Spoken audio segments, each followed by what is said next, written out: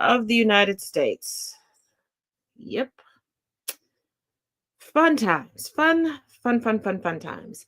Uh, Quick reminder tonight at 8 p.m. Central, 9 p.m. Eastern, uh, on YouTube, I will be covering Trump's address to Congress. Do keep in mind, this is not the official State of the Union.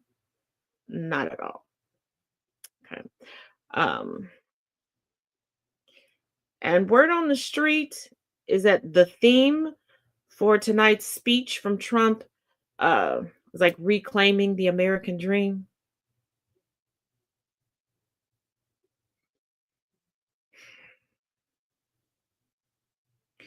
The American dream was the brainchild of a pedophile.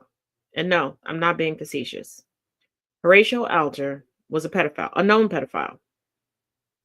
And for those that are in the know, yes, the Horatio Alger Foundation still exists. They give awards to people who they believe are part of the American dream. They have scholarships, they have all these things. Does not take away from the fact that he was a writer and a member of the clergy that was going after young boys. He was caught up in a scandal. His father stepped in, was like, hey, I talked to him. He ain't gonna do it again. The police were like, okay, we'll just tell him to leave the church and leave the city. And he's like, okay, went to New York and started preying on young boys again. Isn't it amazing? All roads lead to a certain Venn diagram when it comes to conservatism and all these sayings and all these aspirations we're supposed to have in the United States. But the irony is not missed upon me, and I'm sure it's not missed upon you, that Trump is going to be giving a speech about reclaiming the American dream, and the American dream was the brainchild of a pedophile.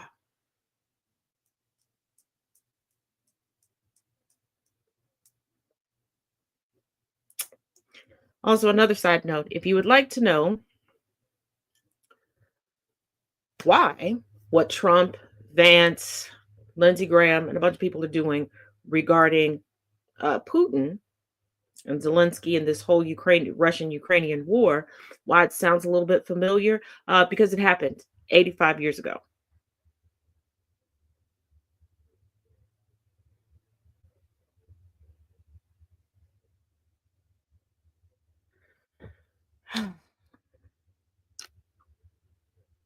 Great. Just a moment. The TikTok live was taken down.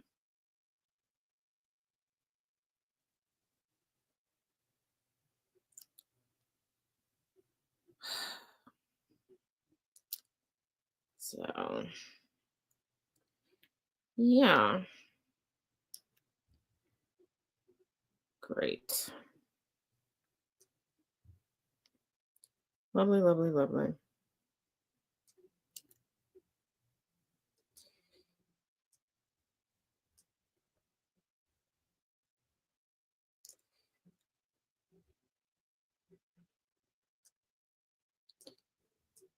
Okay, so I let the people on TikTok know that we're over here.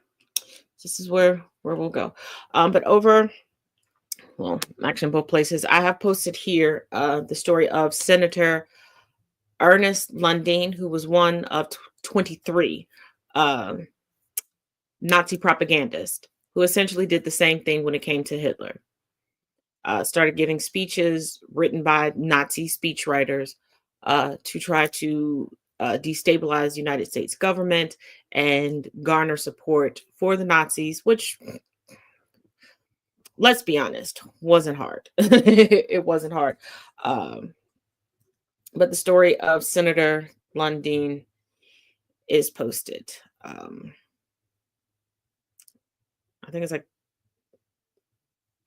it's less than 15 minutes. I can't remember exactly how long it is, but TikTok, that live, it has been appealed. We shall see.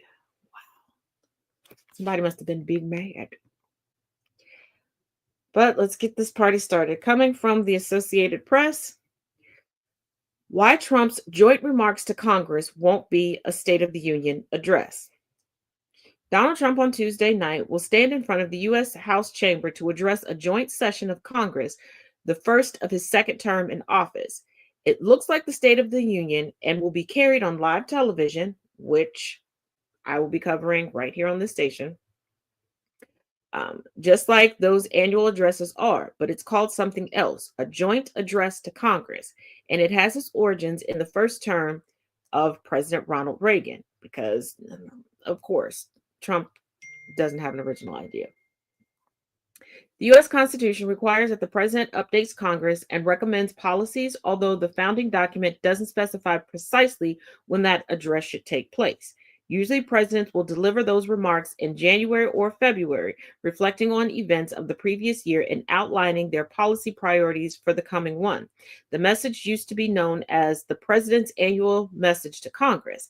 In 1934, President Franklin Delano Roosevelt began referring to it as the Annual Message to Congress on the State of the Union. Shortly after he was sworn in for his first term in 1981, Reagan addressed a joint session of Congress.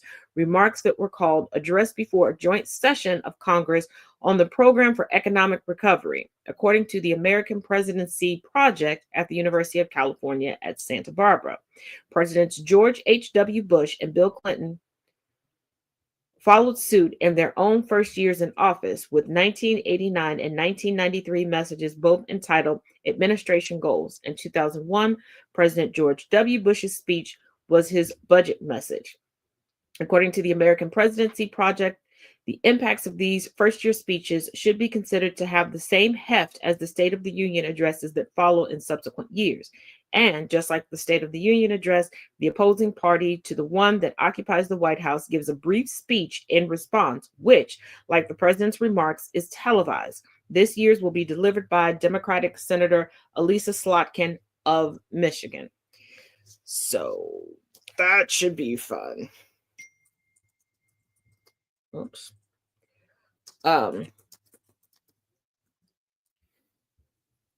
Now I have my own thoughts as to why Trump has waited until March to do this, and it's because there's really no plan to this presidency. The whole goal of this presidency was for Trump to avoid accountability and avoid a prison sentence and time. So this is why we're winging it. We have a slew of executive orders. We have Musk going rampant. We have the Heritage Foundation just pumping out poorly written, poorly, not even thought out executive orders for Trump to put EKG markings with the Sharpie on. And if you think, I mean, I am being a little bit funny, but if you've seen his signature, that's essentially what it looks like. If you've ever had an EKG.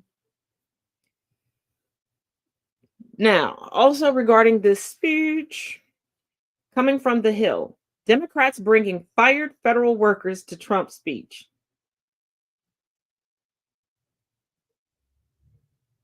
You know what? Why not? Because the amount of petty things that Trump and his sycophants have done in the past regarding who they've invited places, why not?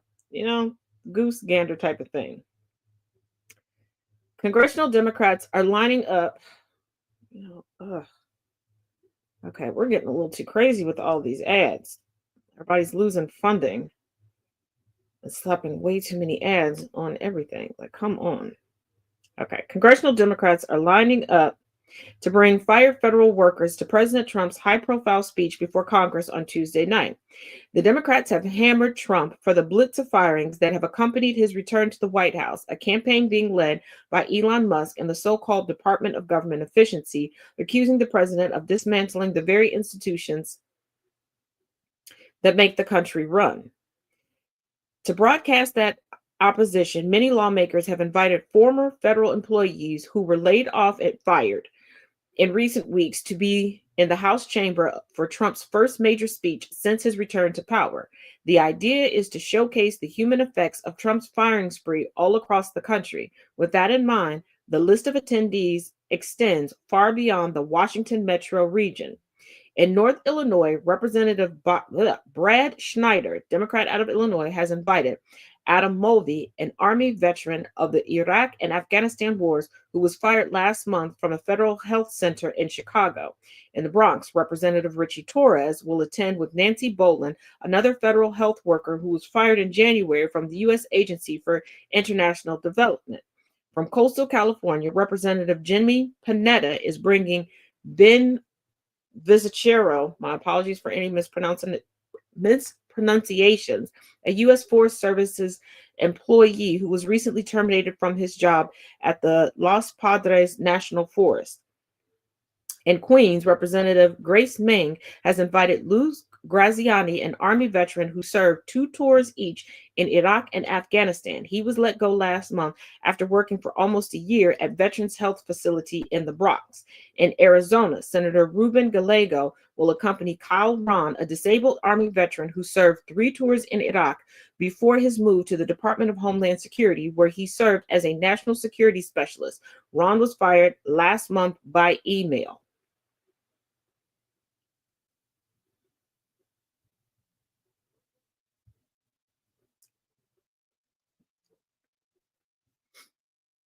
The audio's off.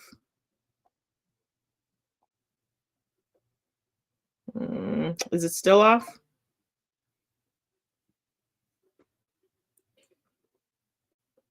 So yes, tonight should be interesting. And for all the Trump sycophants who's like, yeah, we need to trim the fat. What fat? I need y'all to really think and think clearly. The United States is not a business. You cannot run it like a business, number one. But number two, let's play devil's advocate right now. Let's say that it was. If somebody came into your business where you work, okay, and they had no idea your industry, how the company worked, the flow of things, nothing. They asked nothing. They just looked around and was like, well, if I get rid of this, and this, my business across the street will do better. How would that benefit you? And let's say you survived the firings. Now your responsibilities at work have plausibly quadrupled, but your pay hasn't. Your benefits package hasn't. Now you have even less time to be at home. Prices are going up everywhere, so you have less money for anything. How's that working out for you? And I need y'all to stop compartmentalizing yourselves away from reality, because the more people that are unemployed, that's less that can be put into the economy. A shrinking economy has never made prices go down.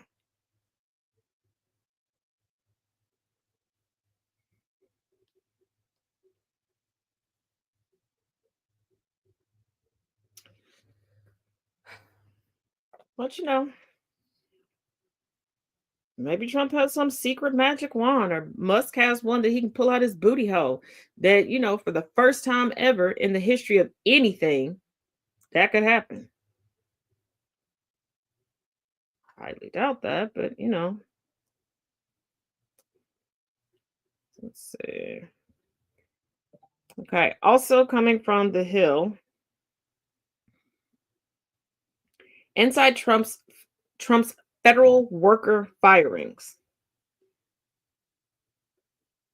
Trump's widespread firing of federal employees have reached every level of government, but critics say his selection of whom to axe is hardly arbitrary. In just a few weeks on the job, it's been 6 weeks thus far, Trump has fired numerous inspectors general, forced out top FBI officials, and overseen a purge of federal employees. Some of the removals have targeted a series of officials sure to conduct oversight of Trump's actions. Other firings have been described by critics as retribution against agencies and institutions Trump has feuded with. Many have targeted the Democratic leaders of boards designed to handle employee complaints or protect consumer interests. And then there's Elon Musk and Doge, which have sought to shrink the entire government with broad workforce reductions. Critics see an effort by Trump to stifle his opponents and go after bureaucrats he's long decried as the deep state. Let's stick a pin in it right there, because let us not void ourselves of Trump's long-standing history of being in bed with politicians.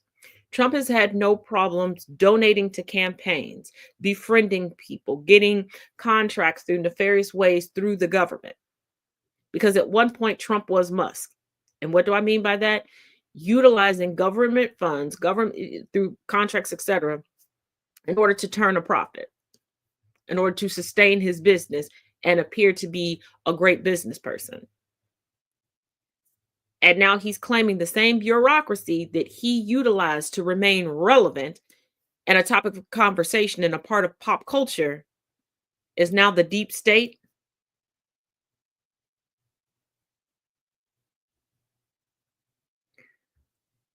And here's the thing. I am a strong proponent of working within the systems that currently exist to figure out how we need to rebuild new and better systems and how to advocate for people in the meantime. If that was Trump's goal, why are we not getting in-depth reporting? Why did he not extend certain offices? Why did he not consult previous reports and audits? I know why. I'm asking a question for particular people. And for said people, if you're firmly on the right side of history and everything that the Trump administration is doing is above board and being handled by extremely qualified individuals, why are you trying to stifle information being put out to the public? Why are you rallying together to ban accounts, run smear campaigns, and everything else?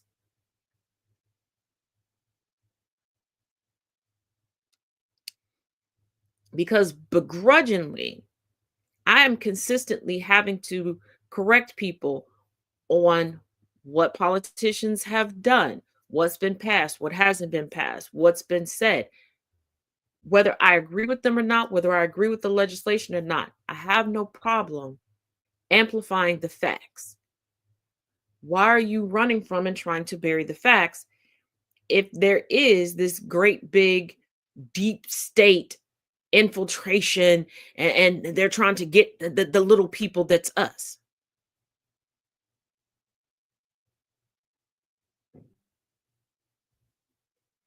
And you're saying that you're anti-Zelensky because the United States has sent aid due to geopolitics to Ukraine, but you don't have a problem with the United States sending money to Israel.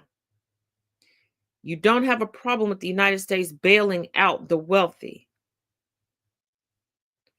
but you shit yourself in the United States helping those that need help.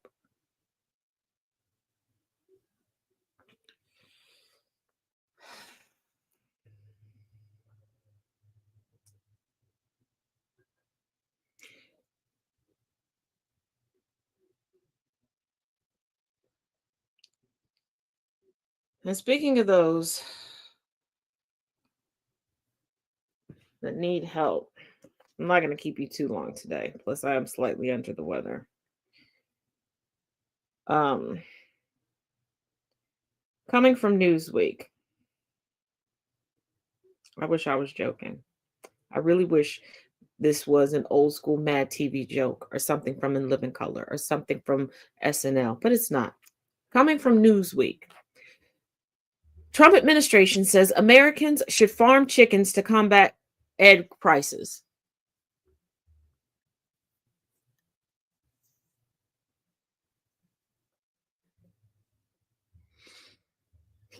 Ever since I told y'all in the Wednesday book series that they will always put the onus on the ones that need the help and tell you to do the impossible with zero assistance, but they will assist the ones that do not need the help and are capable of providing their own assistance every time. Current history in the making has not disappointed in driving my point home. The Trump administration's Secretary of Agriculture, Brooke Rollins, suggested Americans keep chickens in their backyards in response to surging egg prices on Sunday during a Fox News appearance. What about people who don't have backyards? What about people who have HOAs that will completely flip their shit? Where are we supposed to get these chickens from, especially with the avian flu going rampant? Who's going to pay for the bird feed? Who's going to pay for the vet bills? Where are these eggs supposed to be stored? And there's so many other questions.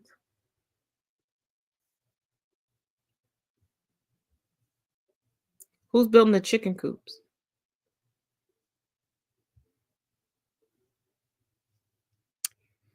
Newsweek contacted the Department of Agriculture for comment on Tuesday via email outside of regular office hours. Why it matters.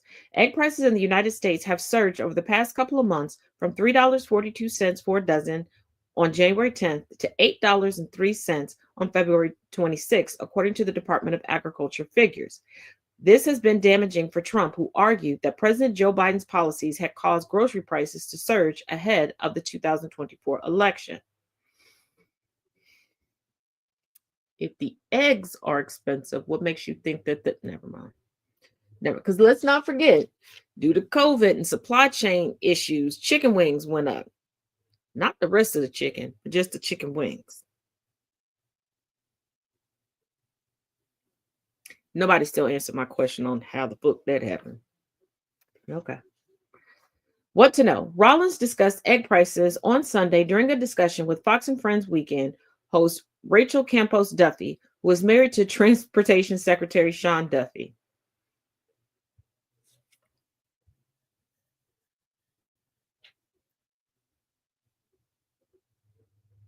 And don't nobody tell me, well, Maria Shriver was married to Arnold Schwarzenegger and they... Shut the fuck up. Shut the fuck up. She said, I think the silver lining for all this is how do we in our backyards, we've got chickens too in our backyard. How do we solve something like this? And people are sort of looking around thinking, wow, maybe I could get a chicken in my backyard and it's awesome. You mean the same people who like to take videos and pictures of ethnic individuals cooking things and claim that they're eating their family pets? I mean, the same people who like to take videos of marginalized people who have had hens, chickens, etc., in their and make fun of them and call the cops on them and everything else. And such a privileged take. But you voted for this, right? They're looking out for you. Do you have the money for chickens, a chicken coop, the feed?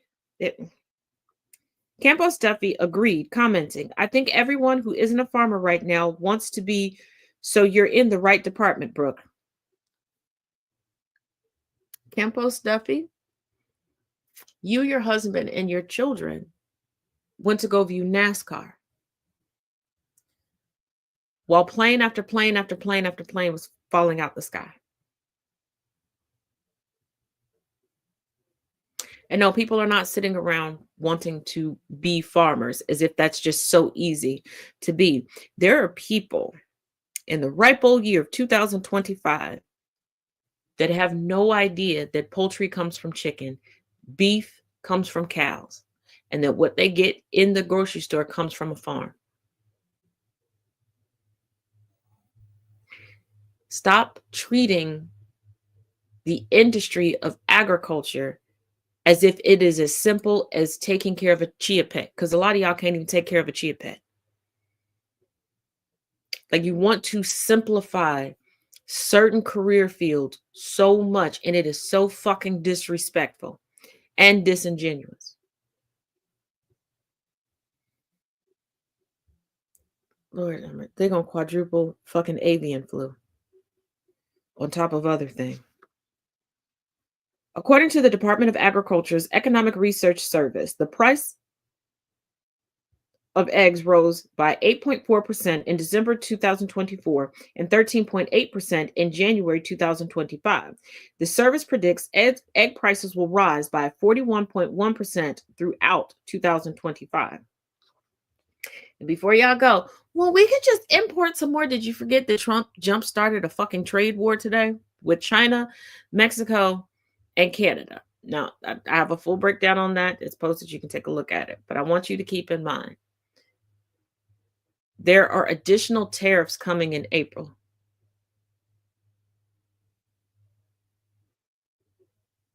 So I want you to factor that in. And at this point, who the fuck is going to be willing to import anything?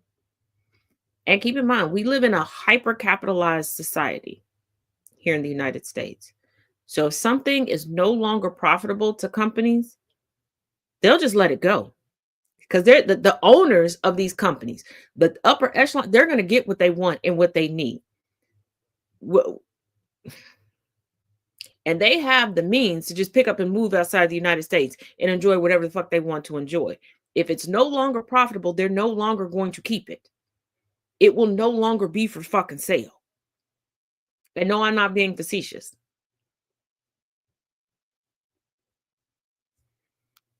This increase was attributed to an ongoing outbreak of the highly pathogenic avian influenza, HPAI, which, according to USA Today, has forced farmers to slaughter an estimated 166 million birds, including laying hens. Yeah, every chicken doesn't produce eggs. Like, y'all know that, right?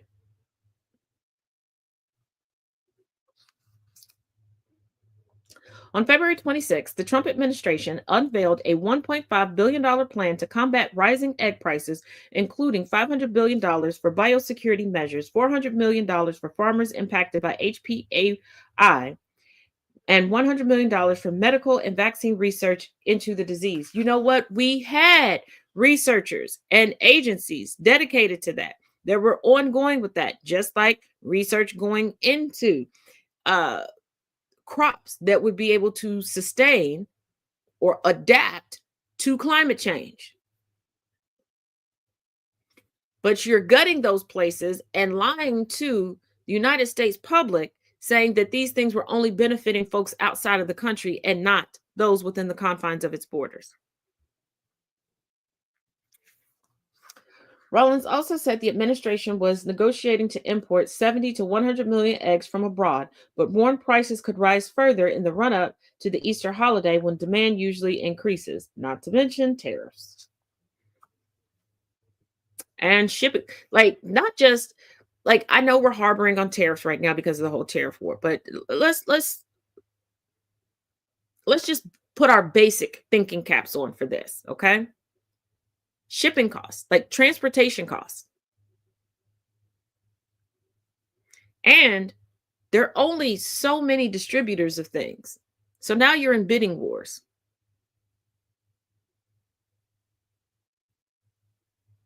And who right now is going to trust the United States? Because at any given time, tariffs could be slapped, anything could happen. And because we have an administration that's just being extremely, just problematic all the way around and disrespecting everyone under the guise of proving their bravado regarding groups within the United States that they don't like, forgetting that these groups exist outside of the United States as well. What people are saying: Trump addressed American farmers via Truth Social on Monday, one day before fresh tariffs targeting produce from Canada, Mexico, and China came into effect. He said, to the great farmers of the United States, get ready to start making a lot of agricultural product to be sold inside of the United States. Tariff will go on external production on product on April 2nd. Have fun. Here's the thing. Farmers are already complaining. There are farmers here for what we can actually produce and consume in the United States. There's surplus. So they sell it via USAID, et cetera, to other countries. There are also things that farmers need to import. And those who were helping out with their farms, with their ranches, etc., those people have been deported or are under fear of being arrested and deported. So what are they going to make a lot of?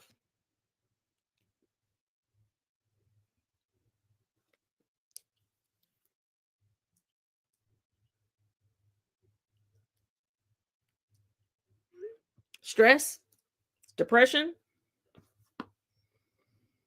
During a cabinet meeting on February 26, Trump said, "These eggs are a disaster. The Secretary of Agriculture is going to be showing you a chart that's actually mind boggling what's happened." What we've been telling you? What How low they were with us in the first Trump term, how high they are now. I think we can do something about it. What? Wave a magic wand over it? Like we know he's going to lie about any type of epidemic. So avian flu, measles, polio is creeping around somewhere, and plausible supply chain issues due to these tariffs. In a Wall Street Journal op-ed published on February 26th, Rollins wrote, "The Agricultural Department will invest up to $1 billion to curb this crisis and make eggs affordable again. We are working with the Department of Government Efficiency to cut hundreds of millions of dollars of wasteful spending." So you're cutting wasteful spending to make a budget for wasteful spending.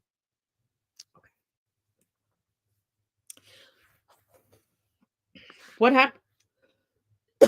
Excuse me. What happens next? If egg prices continue to rise, it would embarrass the Trump administration, with the president campaigning heavily on grocery prices during the 2024 election contest. Conversely, any fall would be a major boost, particularly after the large financial package announced by Rollins last week. I don't know how you're gonna.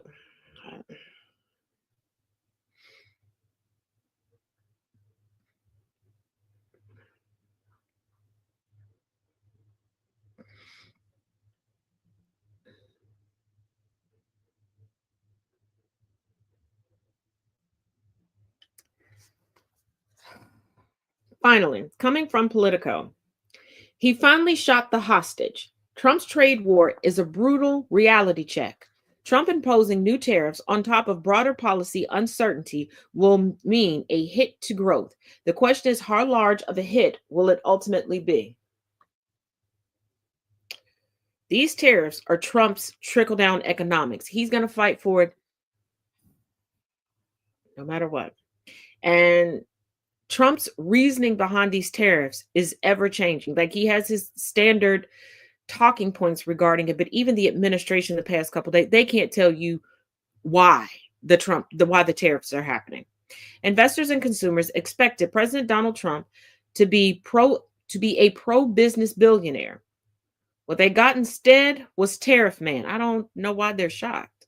This is a man who couldn't sustain casinos or selling water or selling a board game or selling steaks or a magazine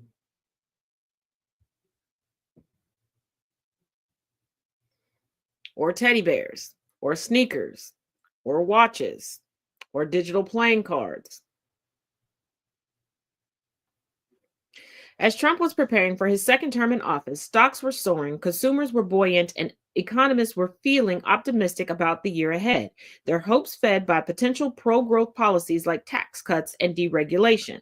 Fast forward to now, when Trump has imposed 25% duties on imports from Canada and Mexico and increased existing tariffs on China. Americans have gotten gloomier about what tariffs might mean for their wallets, consumer surveys show. The odds of a recession have risen, and stocks are roughly where they stood on Election Day, facing a punishing rout as Trump's new tariffs took effect and largely erasing the gains since he took office. Everyone should have seen this coming. Trump often talked about tariffs on the campaign trail. He also threatened tariffs after he was elected. Then he threatened more tariffs after he was sworn in. And yet, investors, like everyone else, weren't sure how seriously to take those warnings until this week. They're believing him more now, said Neil Dutta, head of U.S. economic research at Renaissance Marco Research. He finally shot the hostage.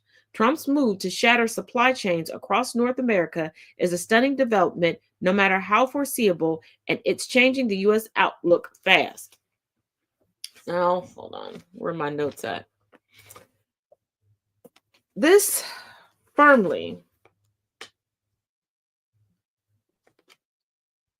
goes against Oh yeah, tuberculosis goes against a deal that Trump made in his first presidency that I think a lot of people forgot. Now, remember we used to have NAFTA. Do you know what came after NAFTA? That would be USMCA. That's the North American Trade Agreement that Trump's first administration negotiated. This is why there are going to be additional tariffs in April, because Trump needs to protect the supply chain. The current tariffs go against that agreement. This is completely unprecedented. The United States imposing tariffs on trade partners.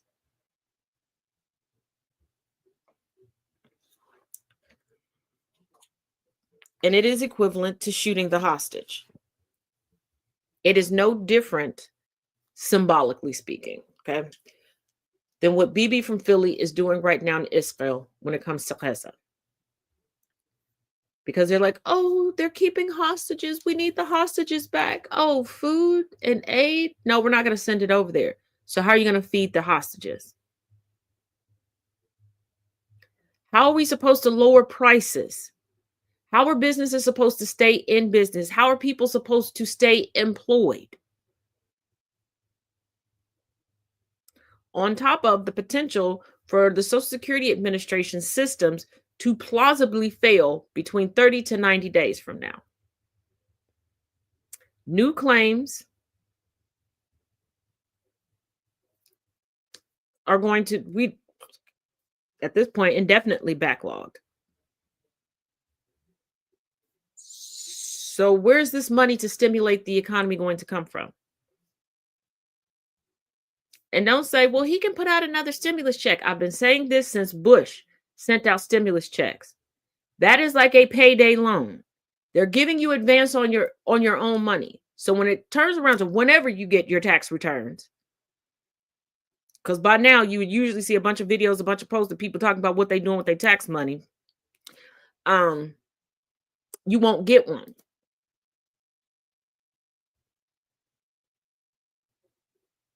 And some people, what they're not telling you is after these stimulus checks, it really didn't do too much to stimulate the economy, but folks owed when it came around to taxes. People who have never had to pay before owed because the money that they got in a stimulus is more than what they would have gotten in a tax return.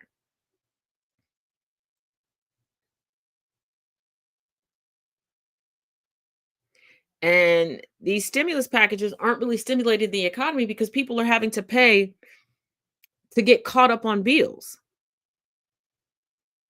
to keep their utilities going. They're not having a date night. They're not going out for self-care. They're not getting the big ticket items. Hell, they're not even getting the small ticket items.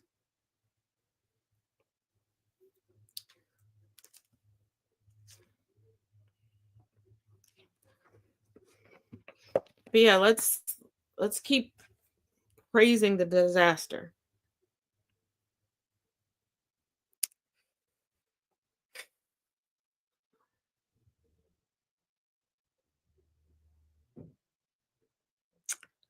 Well, as always, thank you for joining me here for the midday catch up.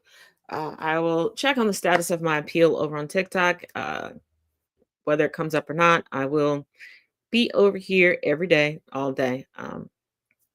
Not all day, but every day for the midday catch up. And I will see you all in a couple of hours to go over Trump's speech to our Congress. So 8 Central, 9 Eastern. And as always, each one teach one, each one reach one. Go out and get into some good trouble, but none that requires bail. Definitely not in this economy. I'll see y'all later.